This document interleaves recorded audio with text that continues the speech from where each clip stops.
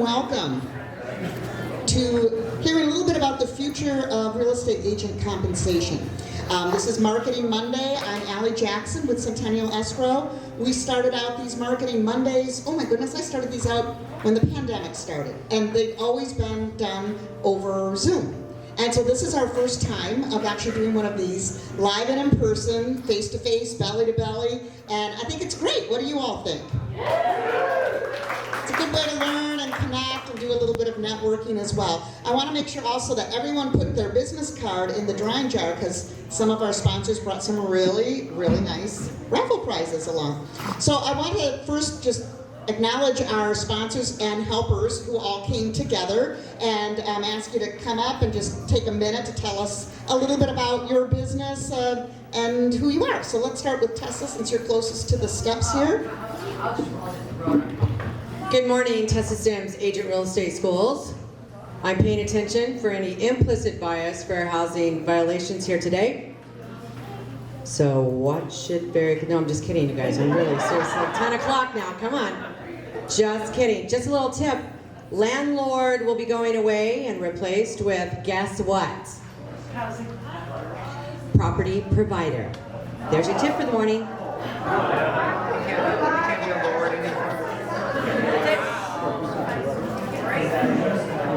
Okay, well that was a hard act to follow. Thank you so much, Ms. Allie, for letting us come and support you this morning. My name is Marie Belknap with California Title. I'm one of the helpers, and I will have my partner speak too. And I am Ricky Bright from Cal Title, and thank you guys for coming. We actually have, one thing that really sets us apart is we have 6 underwriters for title. So we can be super competitive and we can always find a fit for your deal. So give us a try with Cal Title, and thank you guys again for coming. Good morning, my name's Andrew at Mortgage One, and as a lender I suppose I'm supposed to stand up here and talk about how rates are going up or going down, but I'm not going to do that because we should all be building businesses that are resilient in any market. So that's my spiel. I do have a raffle over here at the end, but it's nothing compared to Gary's raffle because he's giving away a lifetime supply of ice cream from Handles. So be sure you... Thank you, Andrew. I'll pass it on to Brandon. You meant Brandon. You meant Brandon. Hey, good morning, everyone. Gary Smith, Super Home Warranty. Just thank you for you guys all coming out today. I know it's a crazy day for weather-wise, but either way, I've been with Super for about 7 months, and it's a whole new approach to home warranty. It's an app-based product. We've been in business for 8 years now, and gosh, lots of good stuff. I won't go into it, but either way, the app is customized. So if you initiate the order, that app has your information on it. Your clients see that all the time when they use a home warranty. So it's good stuff, and that's all I have for you. All right. Thank you. Hey everybody, Brandon with the Goldberg team, your home loan surgeons. We do home loans, obviously. I appreciate you guys coming out. I'd really like to get to know you as a person and see if we're a good fit. We can help you out with something. But pass it over to my man Ted. Thanks, Brandon. Yeah, thanks for coming out. You know, I drove from San Diego, but I left at like 7 in the morning because it wasn't raining. So I got here early. Go the other way now. But I do hard money loans, and if you need help with fix and flips or stuff that's outside the box that banks won't do, give me a call. And thanks again.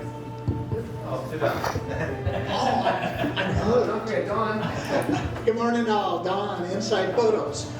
Inside Photos, all we do is real estate photography. We do photos, video, aerials, Matterports, you name it. And we do it 7 days a week.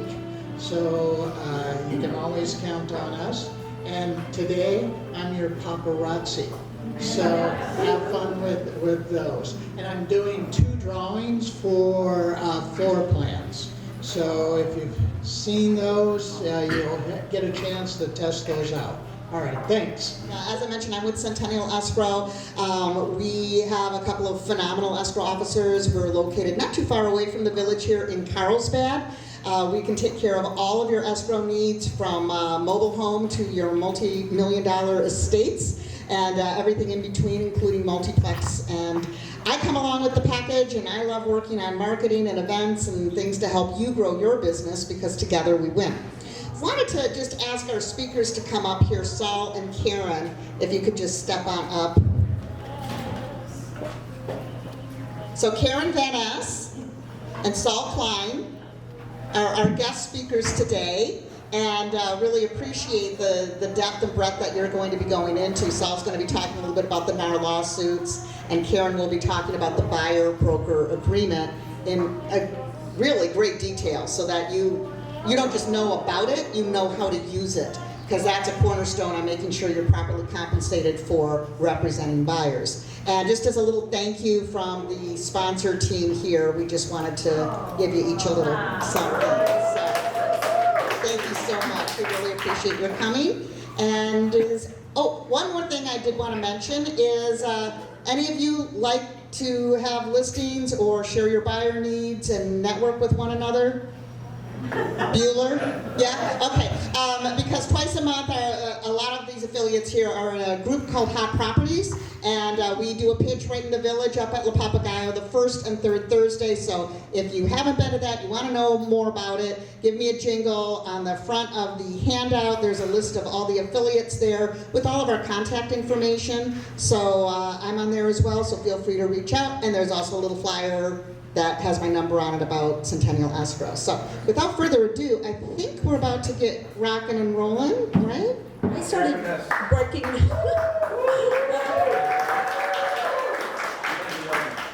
I started working with buyer representation agreements in 1996. It was actually instituted into the Code of Ethics in 1994, so this is not new.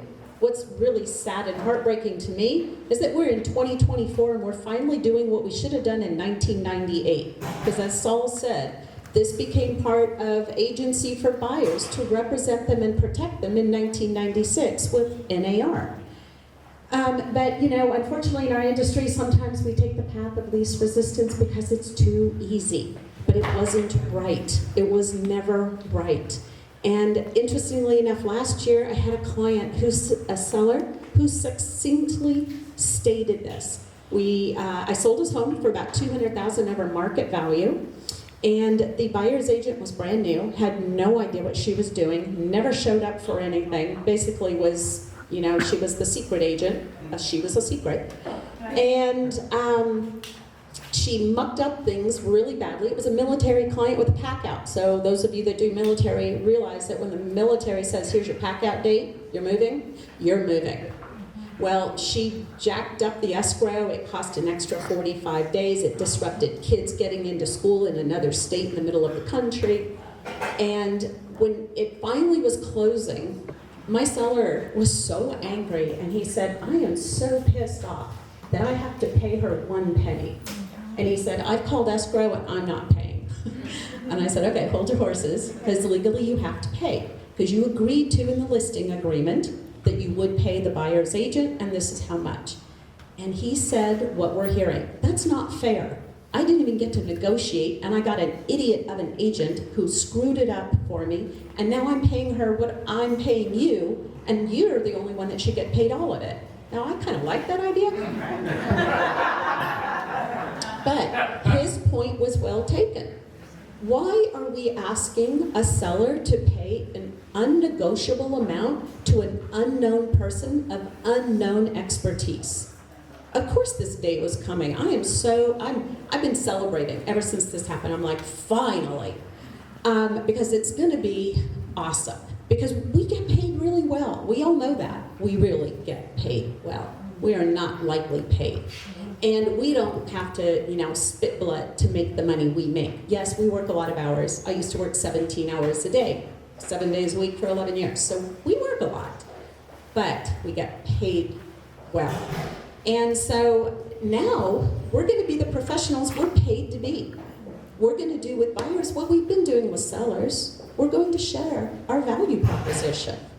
They need to understand, just like a seller does, what does it mean to have a buyer agent? And it's a big, big deal. This deal I was telling you about where I sold the house for $200,000 over market value, there was some problems. The buyers closed the escrow. They put the house back on the market. And their agent, of course, who was not even from our county, put it back on even more than I sold it for, because she didn't even realize that her buyers paid $200 over market value. So she put it on for another $100.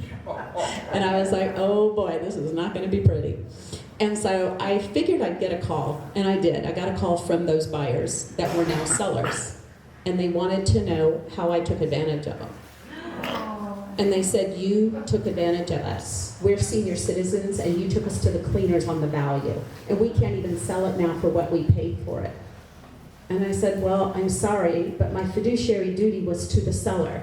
You had representation. She had a fiduciary duty to you. You need to take that up with her broker or an attorney, but not me, not my business, and not my monkey, not my circus. So, sorry, I'm not interested. I did my job. But obviously, she should have never let me get that price up there. But she had no idea what she was doing. So, you know they didn't qualify her. So, in your packages today, what I've got in there is that there are 8 forms that are a part of being a buyer representative that you need to know about. The first thing I'm going to tell you is the DOJ wants there to be no compensation listed on the MLSs. That's what they're fighting for. And I think it's a good thing. I really do think it's a good thing. I'll tell you what I tell my sellers when I do listings. I am primarily a seller's agent. But, you know, then sometimes I switch hats and I'm buyers. And I tell them, everything's negotiable. You don't have to offer compensation. A good buyer's agent, they'll ask. They'll ask. They'll have to write a decent offer, mind you. No, lowball offers and then you want to be paid on top of it. But they can ask. So what that makes it obvious is that they cannot ask without having a buyer representation broker compensation agreement signed. You have to get it signed. Make it a part of it. And think about like attorneys. When you go to meet with an attorney, does an attorney do any work without getting a retainer fee agreement signed? No. How about a CPA? No. We make more money than CPAs than attorneys. So why don't we get it signed? What are we ashamed of or afraid of? What, that they won't hire us?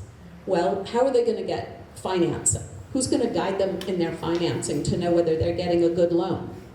That's kind of our expertise, is guiding our clients. And it's our fiduciary duty, by the way.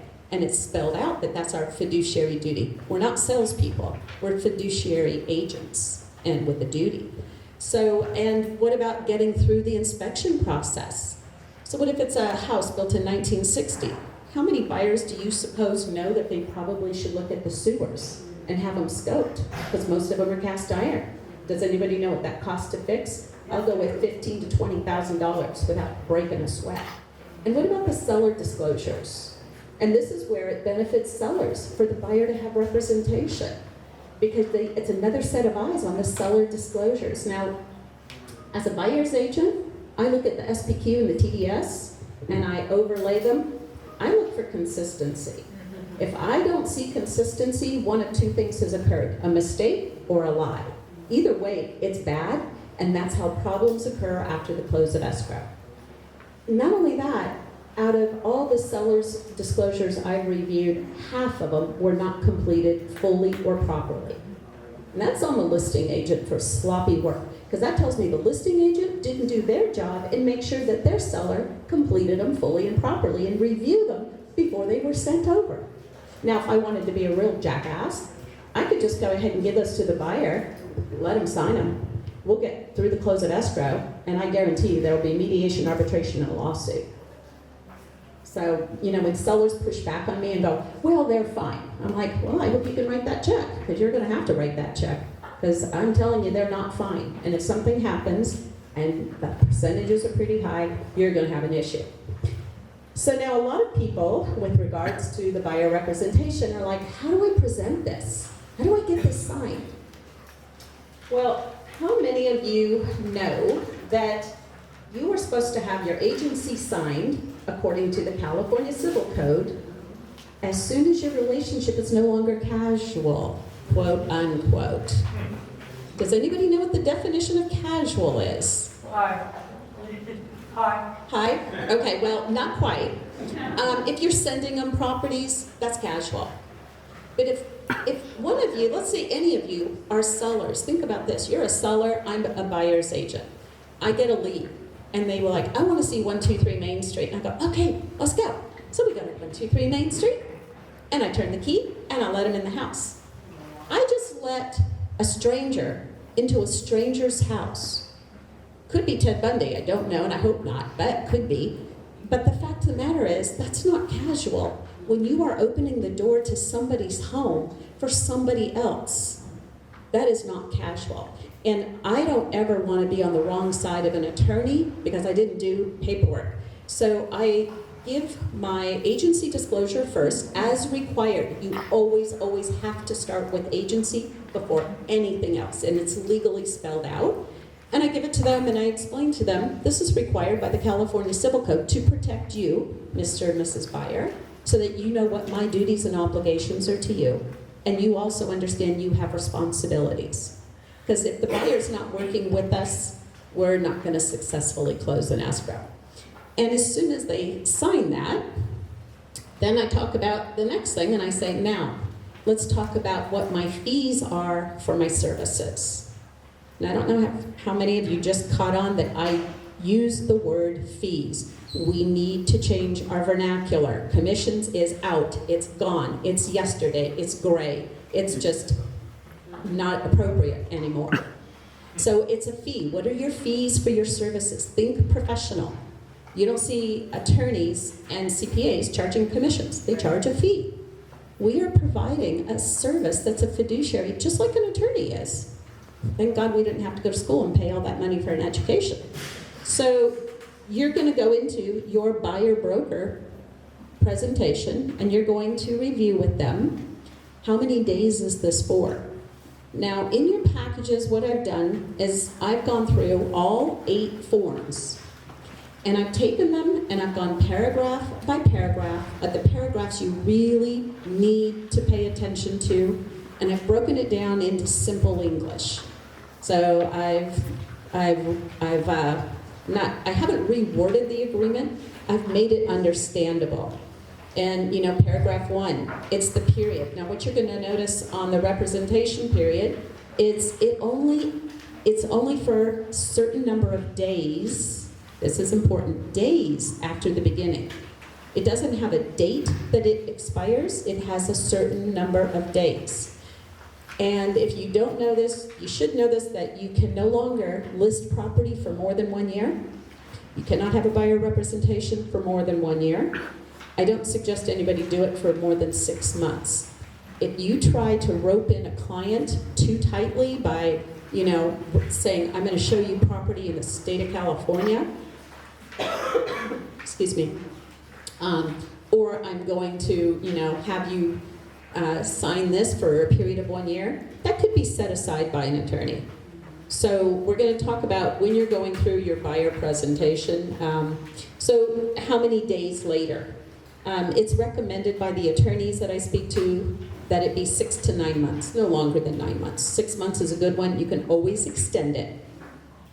And you can make it for a day. So here's what I do if I get a buyer who is really nervous, and I've given them my service plan, which has everything I do for them, and I've given them my off-market property, what I do to get those for them, and I give them my whole value thing, and they're like, well, I just don't want to be committed. And I'm like, okay. So I'm like, well, how about a day, if they want to go see property? Because I do not open the door without a buyer presentation agreement signed, representation. Absolutely not. You want me to drive over there and open a door to a stranger's house? I want representation. Because if you turn out to be a criminal, I want protection, that I went to every length possible to have a proper, legal, professional agreement with you for my services. So you can make it for a day, make it for a week, make it for a month.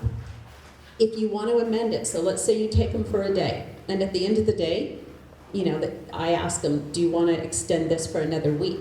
And you kind of baby step them. You do this when people are really not comfortable. Some people aren't. I don't have anybody that does this with me anymore, but in the beginning.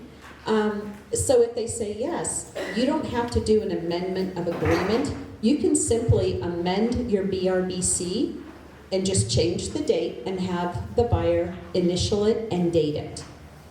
This goes for areas. When you put what areas they want to look at, use, if it says location, you can use an address.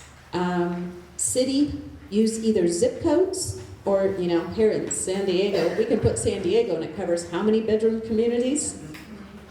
If you do zip codes, I suggest you include zip codes around that zip code.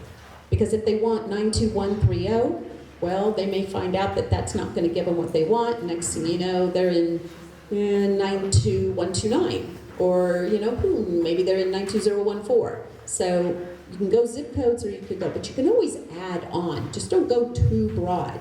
County, I put San Diego. That's reasonable.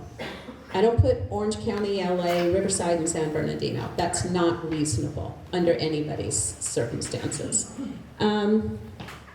So when you get this filled out in the beginning, so you're just putting your dates and you're putting your location, that location's critical. It's referenced 3 more times in the other forms. So you want to be specific, but not too specific unless they're really just looking for one property. And what you're going to explain about the fees. So somebody asked a good question about lenders. So Fannie Mae and Freddie Mac have already said that they're going to roll buyer broker fees into the closing costs. Now, the conventional lenders, that's another story. But you can ask, because you could just ask for the seller to pay the buyer's non-recurring closing fee. It could be a non-recurring closing fee. It doesn't have to be labeled buyer broker in terms of the closing costs. But there is, I have language actually for what you would call it when you ask for it. But let me ask you guys a question. So imagine this, and this is coming. You're going to start seeing listings with 0%. And you are obligated to show those listings. And I would strongly suggest you not show those listings, because you never know if you've got a DRE investigator out there. The DRE has hired tens of thousands. And they are looking to make sure we are following the law, from silly things like point of contact DRE number on your social media to making sure you're not steering. And we all know, unfortunately, some people do that. It's illegal, unethical and illegal. And I don't think that'll be taken lightly going forward. So if you haven't got your BRBC signed and your buyer wants to see a house and there's no fee attached on the MLS, you may not get paid because you can't not show that house.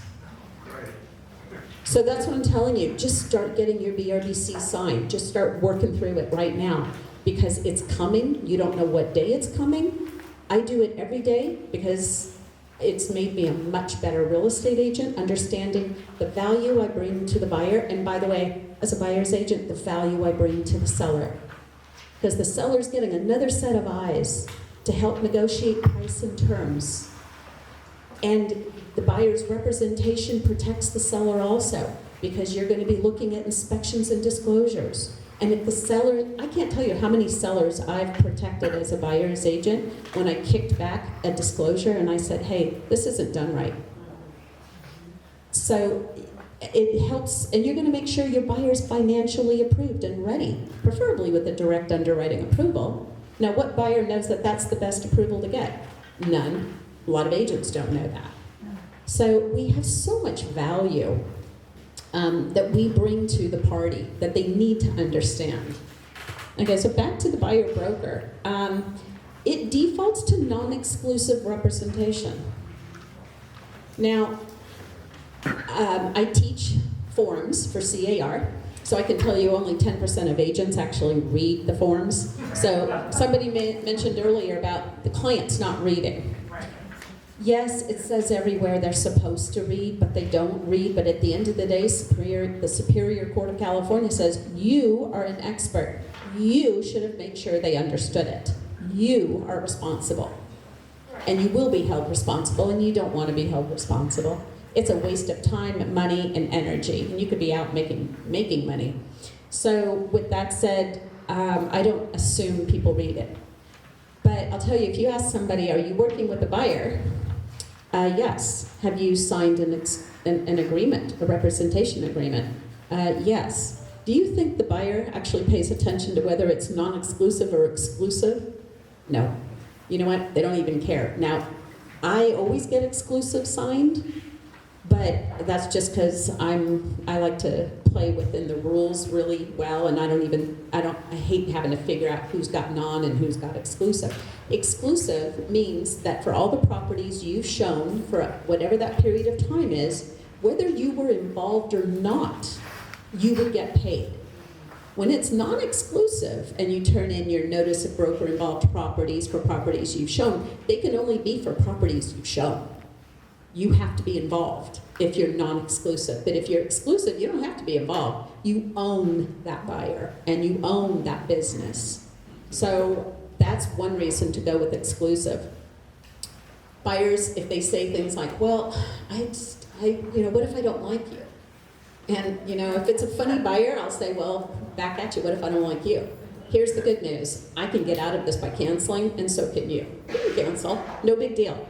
In fact, if it's a non-exclusive, you can cancel, and it's effective upon receipt. So what are you asking them to sign? They're not in this. All they're doing is saying, yes, if I buy a house, and if you're the procuring cause and you help me to buy the house, and you're showing it to me and doing all the things you're supposed to be doing for that fee, you're going to get paid. Well, who wouldn't agree that we should be paid for what we do? Like, nobody. And anybody that works without one, and I tell buyer this all the time, I'm like, why would you work with somebody who's willing to work for free for you? I don't get it. That doesn't make sense to me, because they're not committed to you. I don't work with people without this signed. I don't have time of day to do it, and it's a waste of my time. I could go, I don't know, play with lizards or something more interesting than wasting my time. So you can go with non-exclusive, or you can choose the exclusive. I suggest you work at exclusive representation. That should be your goal, to always have the exclusive signed. Because the buyer doesn't have to buy a house. You don't get paid until you've done all the work to successfully close the escrow, and you can ask for the buyer's commission, the buyer's fee. See, I'm even falling into it. You can ask for the buyer's fee to be paid by the seller. The buyer gives you permission on the BRBC. You check the box, and the buyer authorizes you to ask on their behalf for the seller to pay your broker fee. Now, you can't write a lowball offer and expect to get paid, so you're going to write a good, strong, clean offer. And for right now, we're really lucky because we're still going to see compensation fees on the MLS. And those compensation fees are going to be generally about what most of us would, expect to be paid. So if that's the case, you have your BRBC signed, you don't need it. If it's already showing up on the MLS that X amount is being offered as a fee, you don't need to use your BRBC. You only need to use it if, in fact, the fee that you've asked your buyer to pay you is greater than the fee in the MLS, or if there is no fee offered in the MLS. That's when that BRBC is going to save your financial hiney and get you paid for your work. So, and buyers have 7 ways from Sunday not to worry about this, because at the end of the day, if they can't get the lender to finance it, if the seller won't pay it, and if the buyer doesn't want the house enough to increase the price by whatever that X% is, and then have it go in the loan, by the way, which it's already in the loan. Kind of funny how that works, right? Well then, that tells you they don't really want the house. I mean, it's like, okay, time to cut the cord and go find another baby. So, so when you're going through these, you'll notice that I have included all the different forms and when they're to be used. I'm going to tell you some things I've learned. It's an awesome form. It's called the ABCD. Anticipated Broker Compensation Disclosure. Use it. Make it a part of your practice. And this is why. On it, you list the address of the property. You list the date that you're showing the property. You list whatever the fee is that's offered either through the MLS or the CBC, and you put what that fee is. And then the buyer initials it. So I had a Supreme Court justice I closed escrow with, and He was a hard case, but when I said, he said, what is this? And I said, well, think of your retainer fee agreement in law. That's what this is. Here's my services, here's my fees. Reasonable? Yeah, okay, good. Now, why am I initialing this? And I said, because you need to know if there's any compensation, any fees that are being offered to me on any of the properties I'm showing you. Because you've agreed to pay X amount of fees to me, and this third party in the MLS or the CBC is offering to compensate me Y amount. Technically, you would make up that amount, but we're going to ask the seller to make up that amount, or we're going to ask the lender to make up that amount, or I could waive it. If you're nice to me, I might waive it. I don't have to, stick it to you and take it, but I can if I want to. So, and I do give it back sometimes. I did it not too long ago. The fee that I had on my buyer representation agreement was higher than what was offered in the MLS.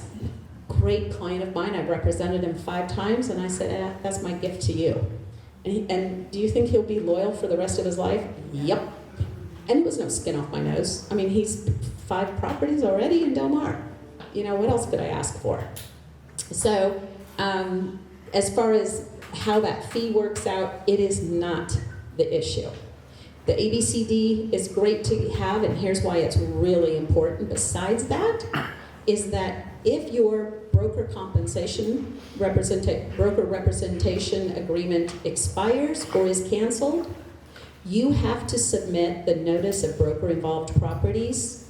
If it's expired, you have to submit it immediately, same day, to cover you for whatever number of days you've put into your buyer representation agreement. We have it in the listing agreement, right? If they sell the house within 180 days after the expiration of our listing agreement, we still get compensated for the buyers that came through.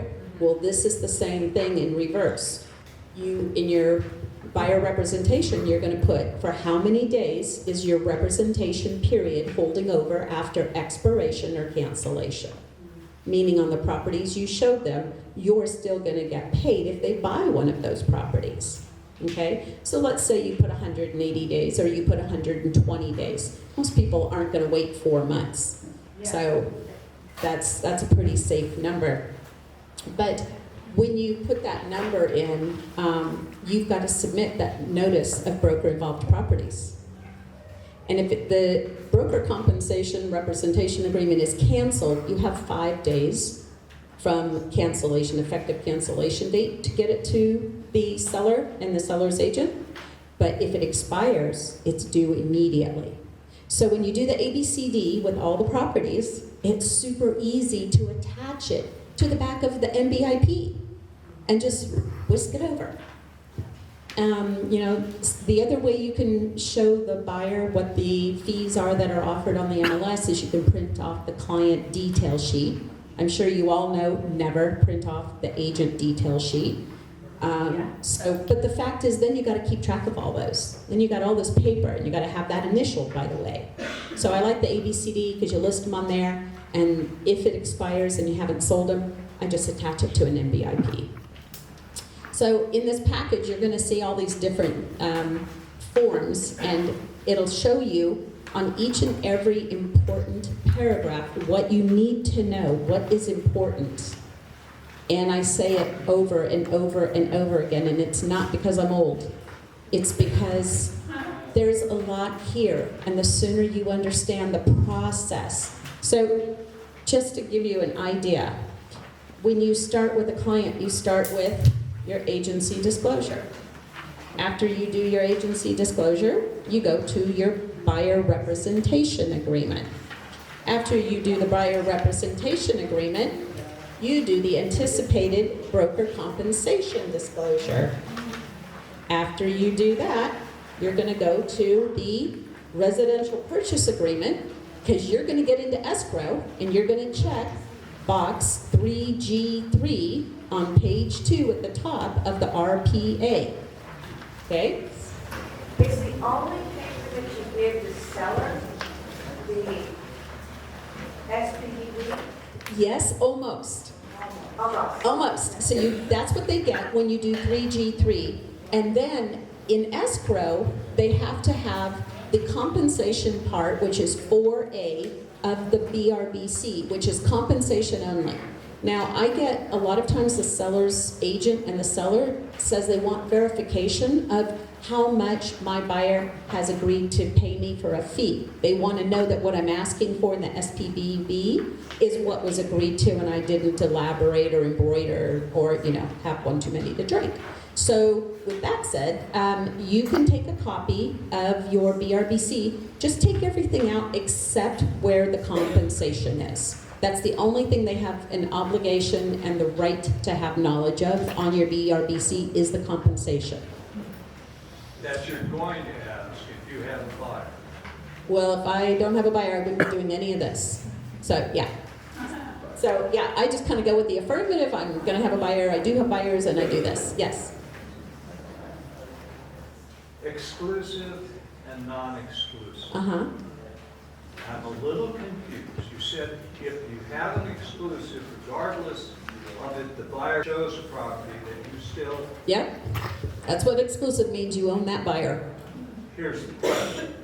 What about the poor other guy that didn't know about you, that showed him that property? He should be learning. He should be leaning into education and professional development. I have no sympathy for people in our field that don't get educated, that don't want to improve their professional development. I don't care. If they lose money, that is all on them. Because we have so much free education, it's pathetic. And nobody takes it, nobody does it. And I'm sorry, people want to get paid ridiculous amounts of money, more than attorneys and some doctors, but they don't want to be educated. They don't want to take the time to read 16 pages.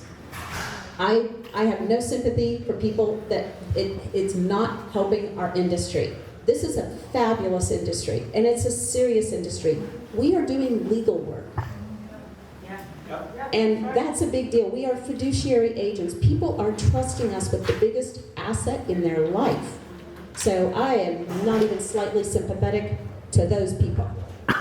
But how does that additional buyer's agent know that you had an exclusive? Well, he should have done what he's required to do by the Code of Ethics, and he should have asked, are you working with an agent? If you are, have you signed an agreement with the agent?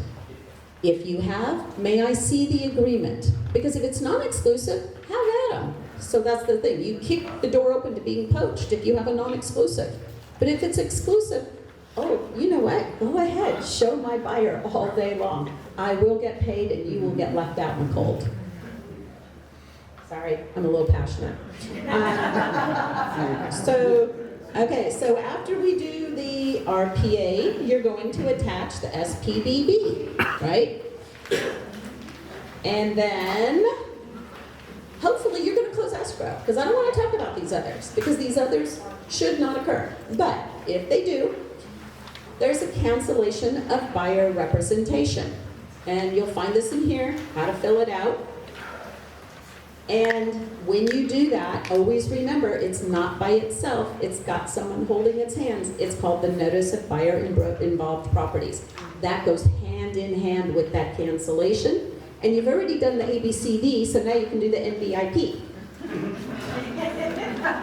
Sounds like a pop song. I should talk to Taylor Swift about that one.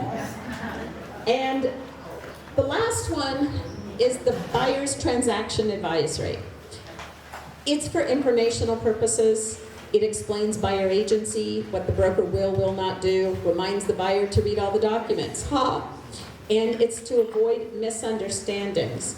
But here's one of the great things in our buyer representation agreement, guys. So everybody's worried about explaining their value. Well, under paragraph 6A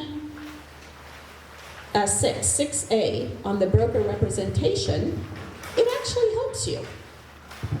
It talks about that the broker provides to the buyer using skill and diligence to provide guidance to help the buyer purchase property, locating and presenting properties to the buyer, preparing and presenting offers for the buyer to the seller's agent, including educating the buyer on the market value of desired properties.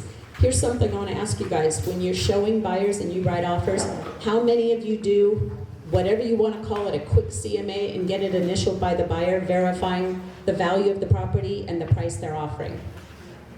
Okay, make that something you do. Because I had it, one of my own agents did this. She didn't do what I told her to do. I can lead a horse to water, can't make him drink, her either. And so, client was out of DC, flew in with her children, looked at property, found a property, and wrote an offer with my agent. Now, my agent didn't do what she's supposed to do, which is run all offers by me. So she submitted the offer, it got accepted. She called and she's like, oh my God, my offer's accepted. And I went, that's good, I didn't see it. She goes, no, it's great, it's accepted. And I said, so where? So she tells me the location. I said, how much is the offer for? She tells me, and I said, how big is the property? And she tells me, I'm like, oh shit. Okay, yeah, this is never gonna appraise. I don't even have to go see anything. I can tell you it's not gonna appraise.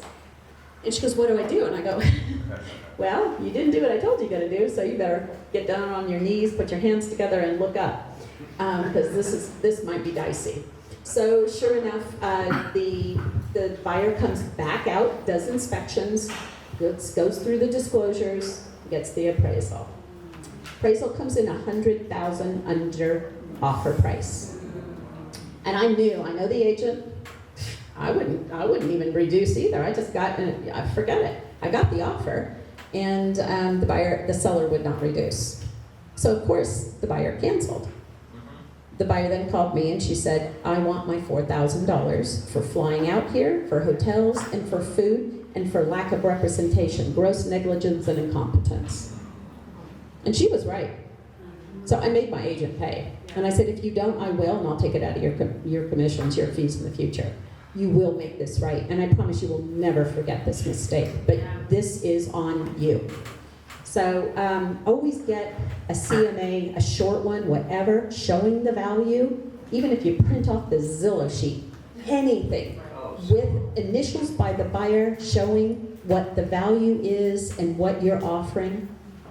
And I like RPR, and I go into refined values. RPR is just outrageously amazing. I love it to death. So that's a little secret. Something I heard about yesterday. If any of you were doing circle dialing or cold calling, an agent called me yesterday and told me that he called a gentleman who was on the do not call list, and he left a message. The gentleman called him back and said, I'm on the do not call list. I want to check for $500 or I'm filing against you. So the guy had to pay him $500 for calling a do not call and leaving a message. And, unfortunately, this agent didn't know. I said, well, those lists, unfortunately, they expire, and then people have to re-up their do not call. So I probably would have said, well, how old is your do not call list? Because they do expire, and this was public.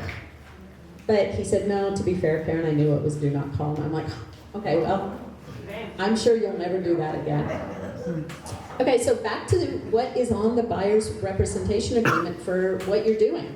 So you're going to be guiding your buyer in negotiating price and terms. I don't know of any buyer that can negotiate better than their agent can, because we're objective. Opening and managing the escrow process. Okay, can we, it's at least 4 weeks on average, sometimes 3, but sometimes 6. There's a lot of stuff that needs to be done. Did the appraisal get ordered within the 3 days after the contract was accepted? Did the HOA docs get ordered within the 3 days after the contract was accepted? So that means that escrow had to get a hold of the seller to get the seller's payment to order those HOA docs. And that's important because you have a contingency for that. And HOAs are notorious for not caring how long it takes to get us our docs. And then that compromises the contingency periods. Now you're compromising, what if they got a better offer than yours in the meantime? You think they're going to extend your contingency when they've got another 100 on the table they could take by kicking you to the curb and not extending? It becomes a big deal. Ordering inspections and reports. Again, back to the sewer, roof. If you get an inspection and they're like, well, there's some mold or there's some moisture behind this baseboard. Well, I really want to be digging into that. Now, would most buyers? Maybe, maybe not. Do they even know? A cracked chimney. A cracked chimney can be a $20,000 repair. Yeah, exactly. And then you're attending inspections with professionals, and then providing the buyer a list of vetted professionals, whether it's inspectors, whether it's lenders, whatever the case may be. And you're assisting them with the financing process. Those are just the fundamental things that you guys do for buyers. And you answer your phone, for God's sakes, ideally. So those are all the beginning. And then you have a buyer package. So I have a home buyer purchase package that I present. And I mean, when I get done with my buyers, they're a little glazed, but that's okay. I got them. That's my job, to have their back. You have the microphone. I have a question. Of course. Your example of the buyer's agent not doing a market research before she wrote and got an accepted list. Uh-huh. As a listing agent, I have been pushing the value of an ocean view series of properties for a number of years. As a matter of fact, I've taken them 130,000 to 900. But there's a property just north of us that had a comp at $1.1 million. There's a property just south of us that was 910 without the view. So I took the aggressive position, and I explained that to my prospective sellers, that we're pushing the envelope here, but I'd like to push this beyond 900,000 because we're having a problem doing it. We got to be prepared to diminish it some if it goes nowhere, but I'd like to be aggressive with this. Do you see a problem with that? If you can substantiate it, and that's why I use RPR, because it will refine the values. Otherwise, you got to be comparing apples to apples. You got to be really careful with what value you're putting on property, unless you're speaking to is what's the view? Is it inferior, equal, superior? What is the privacy? What is the exterior condition, the interior condition? What is the market? Is it a buyer's market or a seller's market? Because those things, just those, major impact on price. And then what about the improvements that have been made? And when were they made and how much was spent? So there is a mathematical formula that breaks down, like if you put on a $45,000 roof 7 years ago, it has a value today, but it's not the $45,000 that it was 7 years ago because it's 7 years later, so it's depreciated, if you will, okay? If the house needs new windows, that's a needed improvement. That could be $30,000. So this is as close as we will ever get to what appraisers do to arrive at the true value of a property. Here's one other thing I'm going to tell you in disclosures. So if you have knowledge of anything, you don't have to have it in writing, but if you have knowledge and anyone knows you have that knowledge, and it's something like the bluffs of San Diego, okay? So you know Encinitas, right? We know about bluff erosion. So I had a client who was looking at buying a bluff property, $7 million. And I'm just one of those that never knows when to stop. I went to the Army Corps of Engineers to read the report of 479 pages on the bluffs of San Diego County and how they erode. And when I got done reading it, this house, it only had 8 inches of backyard. And it was a 161-foot bluff. And they erode in sections of 17 to 30 feet about every 20 to 30 years. And this house had not had an erosion in 30 years. So I disclosed this because I needed to. I disclosed it not only to my buyer and said I'm not writing an offer because I don't want to be a part of somebody dying on a property. But I disclosed it to the seller's agent. Oh, he was so pissed off at me. He's like, why did you tell me that? And I went, yeah, because you have to disclose it.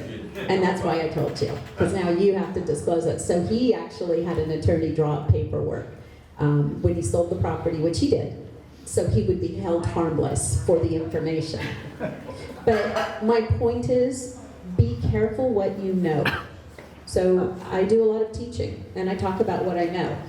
And so I don't even blink when it comes to disclosing. I don't care if I lose a transaction. I'm happy to lose it over a disclosure issue because I don't want to be sued, and I never want to hurt anybody. So just, you know, if you know something, put it in writing. It'll never hurt you. But if you don't put it in writing, you will be looking over your shoulder, and you never know. Any questions?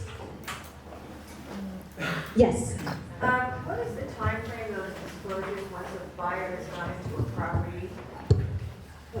Once a buyer's gone into a property and bought it, and they've already had their disclosures, obviously. What if they discover 6 months, a year, that, wow, they didn't tell me about the sewage line, that they've been having problems. Is there any recourse? If you can prove it. So I had a buyer purchase a property, and 3 months after she bought it, it was rainy season. She called me up. I went over, and there was water pouring out of the ceiling from the second floor into the family room. And I went through the disclosures because I'm like, I didn't miss anything. I know I didn't miss anything, and I didn't miss anything. Now there was a deck, and that deck leaked, and we knew that. That was disclosed, but not that there was water in the house. And the lady that sold the house, so look for signs. She was meticulous. She was 80-something years old, but her handwriting didn't have a shake. It was perfect. It was beautiful penmanship. She was meticulous in her documentation, in her warranties. So people like that, that's how they are in everything. So it cost my client $147,000 to fix it because they had to tear off the whole back of the 2-story house. It had rotted the glue lamb, the major support structure. It had rotted it through. And I thought, okay, this woman meticulously maintained this property. So I started calling leak centers around the house. And what I found out was that I would say, have you ever had a call from this address? And I finally got one, and they said, oh, yes, we have. And I said, oh, do you record your conversations for quality purposes? Well, yes, we do. Do you transcribe those conversations? Well, yes, we do. Do you keep them in a file? Well, yes, we do. And I said, would you send it to me? And they said, yes, we will. And when I got it, she had known for 12 years that she had that leak. She called them every single year. They went out, they diagnosed it, and they actually told her what it was going to take to fix it, which was $200,000. So she just didn't do it. What she did was every year she had an amazing drywaller. I don't know who he is, but I'd like to find him, because you could not see his repair job. Talk about, he should have been a plastic surgeon.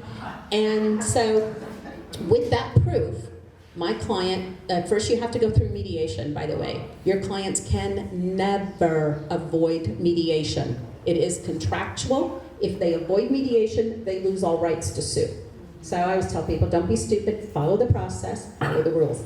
She went to the mediation. You don't have to agree to mediation. Then she went to arbitration. You don't have to agree. And then she hired an attorney that I recommended to her. And she won the 147 times 3 for treble damages because it was fraud.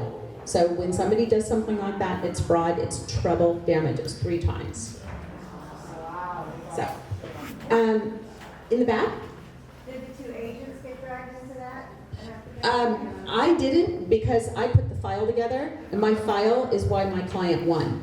So as a buyer's agent, my files, I prepare every file in case there's any fraud. And so I always feel bad for the seller and the seller's agent. And yes, the seller's agent got drug into it. And it turns out that she actually had knowledge because she'd known the lady for some time.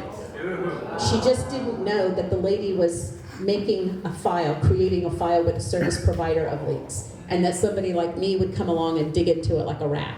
So that was unfortunate. But it just goes to show. I mean, I kick my sellers hard when they go, well, you know, you guys all know this. If the seller says, do I have to? You don't even stop. Yes. The answer is yes. Just yes. Say it. Whatever it is. I don't care. If your dog peed once in your living room, put it down. Just in case. So if you guys have any needs, want any help with these forms, I'm happy to help. So I teach at SDAR. Actually, Julianne here is on the education committee. I'm the chair of education at SDAR and the grievance committee. And I'm actually the 21st of the month, there will be a class, and that'll be a 2-hour class. We will go through the forms one by one, filling them out. So bring your laptops, because you're going to fill one out. And we're going to talk about different things in there and the specifics of them. Today's really just an overview. Yeah. I have a question. What if you as your buyers just are not having it and your buyers are having it, right? The agreement. She said she's an estimate. What if the buyer then refuses to sign off on the properties that you send? That you're obviously sending a list of the properties, that fell under the contract. What if they refuse to sign? They don't have to. Okay, because good. that's why you do the ABCD, because you showed them those properties and they initial it. at the showing. Okay, So they don't have, but they don't legally have to acknowledge it, because that's why I do an ABCD. I never leave anything to chance. I don't trust people as far as I can throw them. That sounds terrible. Do you sign the ABCD at every showing? Absolutely. And I have it done by the client when we walk in the door, because this is my value, right? I mean, I could be getting, one of my checks was $57,000, for Christ's sake. I could take 2 seconds and go, hey, Mr. So-and-so, could you please initial here? This is my fee that's being offered on this property. And it takes literally 5 seconds, but I do it on every single one when I walk in. And my Supreme Court Justice, he would have just done it ahead of time. He didn't care. He wasn't even slightly worried or concerned. Yeah, I'm used to paying. Right. So, anyhow, in the back. Are you presenting at CAR next week? I'm not presenting at CAR next week. I will be at CAR next week. I'm on the nominating committee, the education committee, and the professional standards committee. But no, I'm not presenting. I did present at New Laws. And I'm available to teach. I don't charge, by the way, because I love our business and I love helping my colleagues. So I do teach at brokerages. So brokerages have me come in and literally go through it. So if it's more convenient, especially for the big brokerages, I'm happy to go in and just go through all 8 of these forms and go, okay, here we go. Get your computers out, we're gonna fill out the forms. And then you've got a sample of what they should look like and why. And you can ask all the questions on that. So, Do we have time for one more question? Well, then that worked out very well. Thank you for your time and attention.